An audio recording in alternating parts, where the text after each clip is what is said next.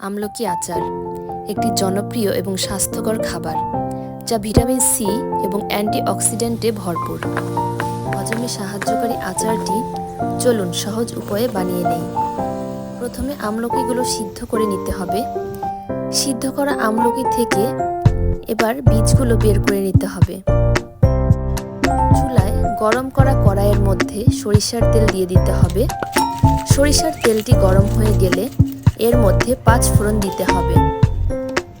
এখানে আমরা আস্ত 5 ফোড়ন ব্যবহার করেছি। এবারে এর মধ্যে সিদ্ধ করে রাখা আমলকিগুলো দিয়ে দিব। আমলকি সিদ্ধ করে রাখার ফলে আচারটি হতে বেশি সময় লাগবে না। এবার আমরা আস্তে আস্তে সবকিছু অ্যাড করব।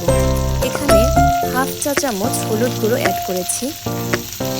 হলুদ গুঁড়োটি ভালো করে মিশিয়ে নিব। এবারে আমরা এর মধ্যে খেজুরের গুড় দিয়ে দিব। এই আচারটিতে খেজুরের গুড় ব্যবহার করার ফলে আচারটির স্বাদ অন্যরকম লাগবে। দেখুন, খেজুরের গুড় গলতে শুরু করেছে।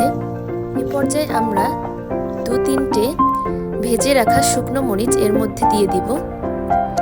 এবারে কিছু সময় অপেক্ষা করলে গুড় থেকে এভাবে পানি ছাড়বে। আস্তে আস্তে জাল দিতে থাকলে পানিটি এরকম টেনে আসবে।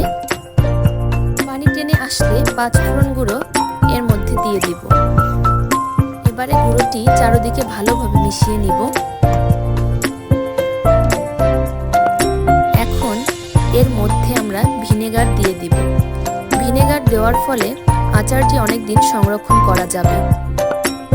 ভিনেগারটি অ্যাড করার পরে 2-4 মিনিট অপেক্ষা করলেই তৈরি হয়ে যাবে আমাদের আমলকির আচার।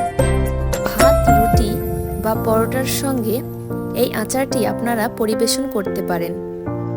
আচারটি দেহের জন্য যেমন স্বাস্থ্যকর, খেতেও তেমন খুবই সুস্বাদু।